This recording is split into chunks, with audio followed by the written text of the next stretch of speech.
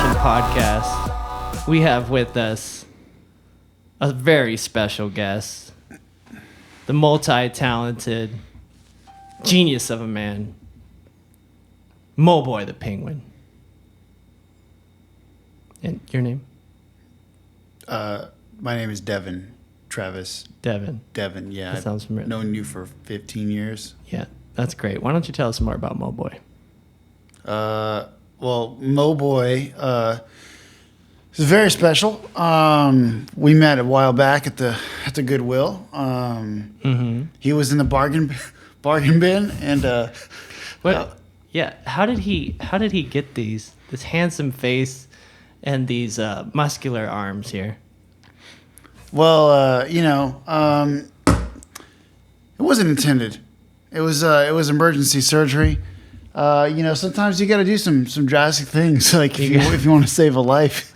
That's right. That's you know right. What I mean? No, but all kidding aside, thank you for. I'm not joking. Thank you for joining me, Devon. Hey. We are working on a music video together, and we are in Van Nuys, California. We wanted to put Devon into his a little bit of his history of this song that we're working on. A lot of his struggles coming up in the music scene. It's called Mission Statement, and I want to get into that, and maybe you can tell me a little bit about what that song is for you, and what this experience has been like. Right now? Yeah. All right. Cool. I mean, the song is essentially about the experiences that I've had in being an artist in LA, and the struggle it is to get your music out there, and it's like the life of an artist is a very uncertain, scary journey, For sure.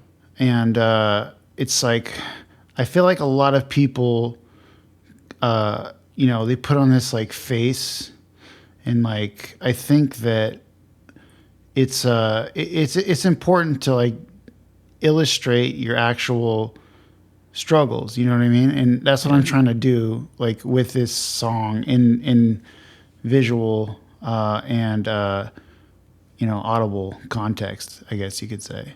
For sure. Yeah. Yeah, we were going to a lot of the old spots. Devon and I both met in LA at a yogurt shop, oddly enough, and Studio Yogurt. Studio Yogurt. What is it now? It's probably some corporate. It's probably yogurt Felice shit. Yeah. So we met there, and we were both just musicians who needed other people to work with. Yeah. And so we're revisiting a lot of our old spots and bringing up those emotions. And yeah, we both know the struggle pretty well of being a musician, and especially in today's age, it's got some benefits, some goods and bads to it for sure.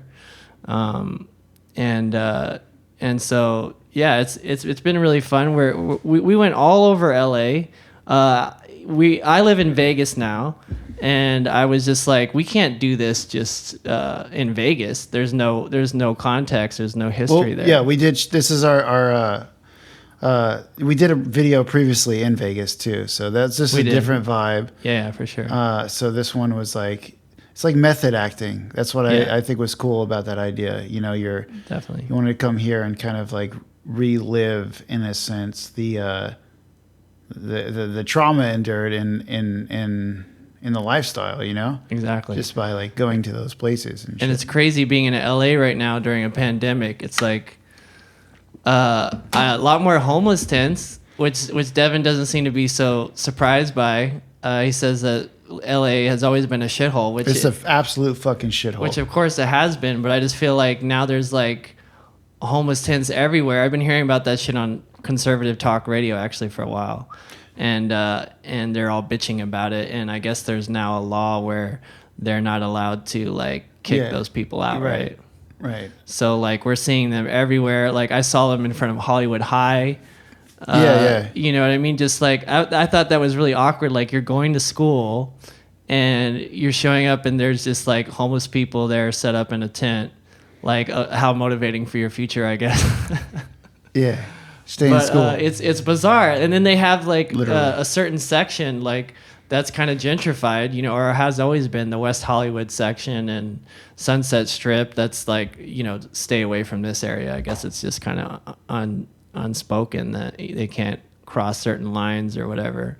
But I thought that was like really ironic and strange. And yeah, I mean, the more rich people that live there, whatever, like, you know what I mean? Yeah, for sure. Yeah. So that was crazy. And I guess, you know, there's less people on the streets now. It's less populated.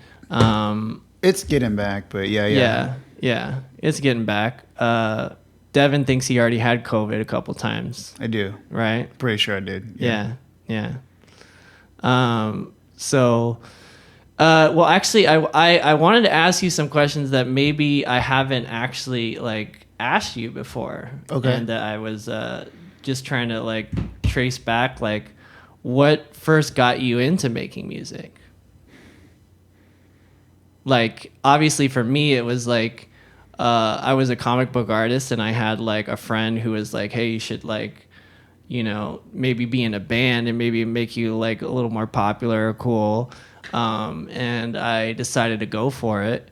But nice. Like, you know, because I just feel like I've always been a creative person. So why not just try my hand at anything, you know, and just see like, you know, what I can do and never say never. You know, I feel like that's always been my spirit. Let's just like jump in, especially with punk. It makes it easy to just like get in there and like, for sure. Fuck around and no rules. And I don't think I even really knew how to like play the instrument. I was just like, I was hitting strings and I was just moving my fingers around and hoping that's like how we do. It would, and I was doing it with a CD, thinking that I was like playing the notes perfectly, and my friends were like laughing at me. I had no ear for music. Yeah. But like, yeah, for you, what made you want to like first pick up an instrument and like?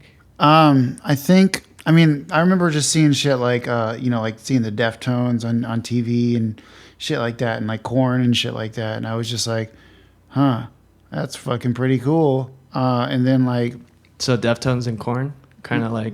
I mean, I remember seeing the My Own Summer video. Just like that shit will always echo in my mind. Was it Nirvana before that or like after, a little bit after? It's hard to say. Yeah, it's like that was all that shit period. Was like same period. I was just a kid. I just heard shit. Yeah. I got like I know my buddy had an acoustic guitar, and I just remember trying to like learn to play Korn on it or some shit. I was like, I didn't even fucking tune it or you know, I was just like or whatever,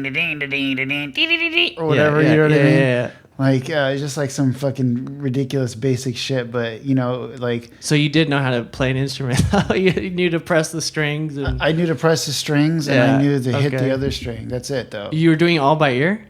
I mean, at first, and I did it. Really? I did end up taking some lessons afterwards. That's you know cool. What I mean? That's cool. Yeah. Did you have a teacher who like made you learn like how to read music? Like for me, like it was just like bring in a CD, I'll teach you the song. Was it kind of like that? It was like my teacher was actually like a really good jazz guy. Oh, nice. But he knew I was into like, you know, the Nirvana and Green Day and the Deftones and all that shit. So he just kind of gave me what I asked for. But at the same time, I definitely got a little bit of like some of that like classical edge or whatever, you know what I mean, from taking lessons from someone. Some of that knowledge spilled over. So he was kind of teaching you some like jazz and blues kind of chords. Not really, and stuff? but it's just like, you know, being the way that stuff is like explained, or like you're jamming on this, like giving a boundary within this, because this is like, you know, this is a pentatonic scale over this, and you're doing this and that and whatever, and like, you know what I mean? This is the chord progression, the 4, the 3, the whatever the fuck. A lot of that stuff I didn't really pay attention to,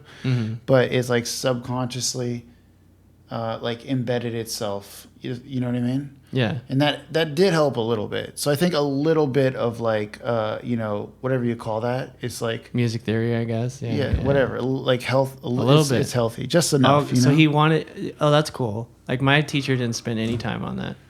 I tried, but I struggled with it. Yeah. So I just fucking ended up. I studied that stuff on my own later, like going through like high school and just for like credit, like what could you take a music theory class, so you can graduate and stuff like that. But that's cool. So he taught you the music, and what were like the bands that you were sort of emulating in the beginning? Like Nirvana and Deftones and for sure, yeah. I still fucking do to this day. You know what I mean? Yeah. That's cool. Stay true to your roots. Do you have any family members that were into music at all? I mean, I actually, when I went to my grandma's funeral last year. I found out that I believe that my cousins are opera singers. Really? So that's kind of cool. Yeah. I didn't know that. Yeah, I didn't either. That's cool. You know what I mean? Yeah. But like, yeah. Other than that, no. No? Yeah. Just kind of picking it up on your own. So Devon and I are both only children. And I'm a man. That gives us a unique perspective for sure. And more or less raised by our moms. Like you had a stepdad, like I had a stepdad figure too, but like were you that close to him or? I mean, that's a whole nother subject. That's a whole nother subject. Yeah. But like, just, let's talk about our formative years, I guess, Yeah. Like, so yeah, like, yeah, for sure. Like we both kind of learned how to, I guess, just get out in the world and basically life is fucking pain, especially when you're a kid. I'm serious. Yeah. Especially when you're a kid. So, you got to distract yourself with something and find a way to express yourself through all that turmoil, right? Yeah. Music or art or something, anything. But for me, that's what I found. And you were like in a punk band, would you say? Rock, pop, power pop. I didn't put the word fucking pop in there. I just say rock, like, you know what I mean? Okay, yeah, for sure, rock. Yeah. So when I met him, he was like into Mars Volta, and I was like a Mindless Self-Indulgence fan. And I remember you being pretty strict on like the rock kind of thing. I think a little bit strict. I would say, well, not strict. Like you were into hip hop. That's right. But what was your? Because now you're like a lot of like crossing genres, like into electronic and stuff like that. What did you have a lot of familiar? I'm sure you're open minded about it at least, but like you were just like kind of slowly getting into a little bit of electronic here and there. Well, I guess around the time even we met? like when I was a kid in high school, like every genre was different. I would mix every type of rock into like. Okay. Yeah. So I've always been into that. And then I was starting to do that with like hip hop, and I started writing electronic music. Then I met your ass, and then you kind of introduced me more into like rave shit. Yeah. So I was like, Jin, I honestly like, what the fuck is the next step? Put that shit in with what you do already, create something new. Definitely. Yeah. So, and we've been always into like sort of like just abstract music where there's no rules, and we're gonna like create something new and unique and original. Right. You know what I mean? Because otherwise, what the fuck are you doing? Yeah, why put out a bunch of like cookie cutter bullshit? Right. So like that we had like right off the the change bat. you want to be in the world. Exactly. Yeah. So that was like something we felt strongly about like right off the bat, and we were in a group called Zombies Ate My Nation. Yeah. And I remember when we first sat down to write a song. I don't know if you remember. We were with my friend Tana as well, and I don't know. I've met a lot of people who are like down to collaborate, but like when you actually sit down, it's like you don't get a ton accomplished. And I remember like Tana said something. We started getting to like the topic of movies, and it was like Moo Boy. I think Moo Boy. See, I don't know why I said Mo Boy, but it's Moo Boy. And that's based off of a typo. He meant to say My Boy, but I said... That's my boy. Moo Boy. My boy, Moo Boy. Is what came out. And I was like, oh, let's watch Karate Kid or some shit like that. And you're like, yeah, we could do that. or we could sit down and write a fucking song. I remember that. Do you remember that? No. Yeah. That's hilarious. So like, and I was like, damn, this dude's serious. He actually wants to fucking work on a song. And I remember we were like, I think, yeah, right off the bat, like we did, you know, like just in us being like solo artists when we kind of met, you know, we didn't have drummers to work with. So we were like programming beats. Yeah. You know, Reason. So like, yeah. Oh, wait, what was it? I think it was Reason. You were using Rebirth, right? I think I was using Rebirth. Yeah, and I was using Reason. You brought me to Reason, which is like the newer version of Rebirth. Yeah. And we started creating some beats, and we put some sound effects. I remember it was something like maybe like a sound effect of somebody walking down the stairs or some shit like that, and then some lightning or something like that, and it became something pretty cool. And my friend Tana, or my ex at the time, she was like influenced by like Mariah Carey, so she'd throw like some soulful sort of vocals in there.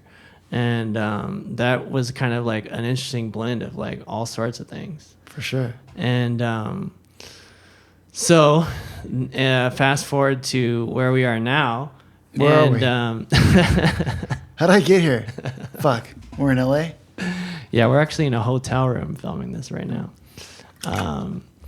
So yeah, we dedicated a few days to this. And I think maybe we should play some of that song right now. What do you think? I mean, maybe in a little bit. Little bit, yeah. Build up the hype.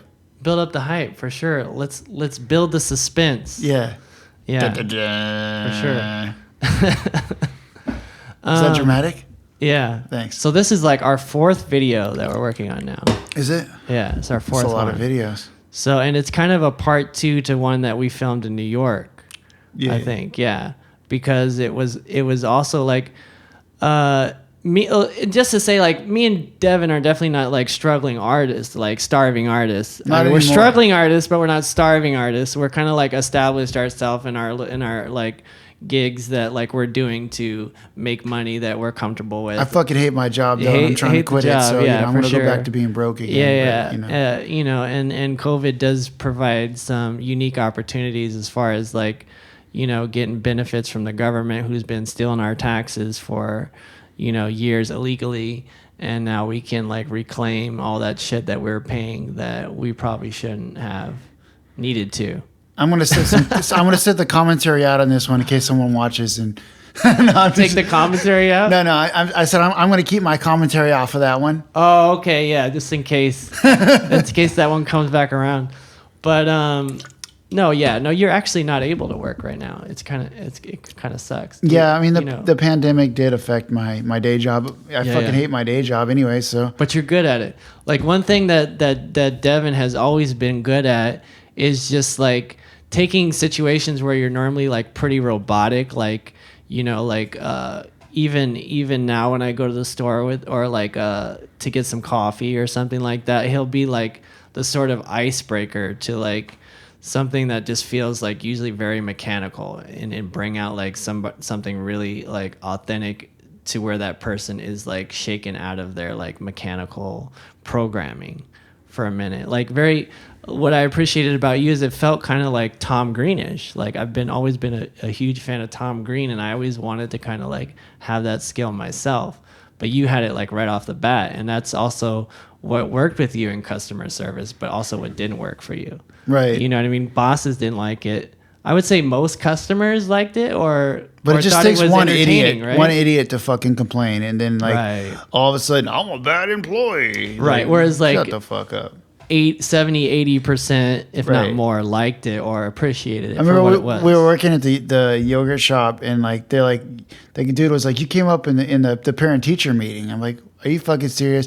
Yeah, the kids over here fucking singing like songs loud at a yogurt shop, and I come up at the like, it's that serious."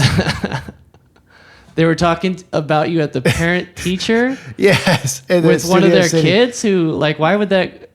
I don't know. It's just like hey, this guy at my yogurt shop. It's not safe enough. He's having fun. That's not allowed in public. And it was funny because like we were like working at a yogurt shop that had like celebrities coming in and shit like that. It was really bizarre. It was like Mike Tyson was there, like Tim Allen, the the Olsen twins, you know, like, and we'd be like mixing and mingling, which actually was like a unique opportunity for us. We did end up using it once with this group called Metal School, Yeah. you know, in LA, and we got. I mean, it wasn't really to use it, but it wasn't to use it, but it was just like it kind of felt right. It was like, this is the people we need to be rubbing elbows with. You know what I mean? Like, you got to move and shake, especially in LA back then. There wasn't such an online presence. Yeah. Seeing all those people, yeah, you're like, okay, well, I should be doing my shit. I should be networking. I should, you know what I mean? Right. You just kind of put it into perspective, especially when you're like younger and you're trying to like make it or whatever, you know, you're like, okay. Yeah.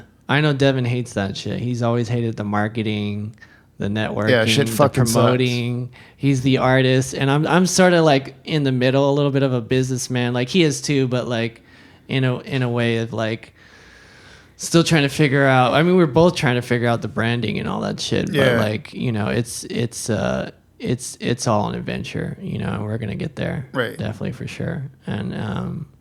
And that's part of the journey, I think, for any artist. Like, we wish we could just hire somebody. Why haven't we, like, now that we're making more money, why aren't we like hiring somebody to do this shit? Actually, we could, or we could just. That's the thing. We could research do what? Like yeah. a publicist or like social media. Social media, like, you know. I do okay with my day job, but I'm gonna fucking run out quick if I fucking hire all these other idiots to do shit that I need to learn how to do myself too. Yeah. You know what I mean? Right. Like, maybe there's a point where that's probably worth it, but right now it's, you know, I think it's just about getting a small group of people, just, you know. And we're always down to do research. You know what I mean? Like, it's almost like, why pay somebody when you can kind of figure it out or experiment, trial and error? You know what I mean? Right. Like, it's just endless, like, I don't know, to just fork over that. I mean, we're thrifty with our money, right? We don't Absolutely.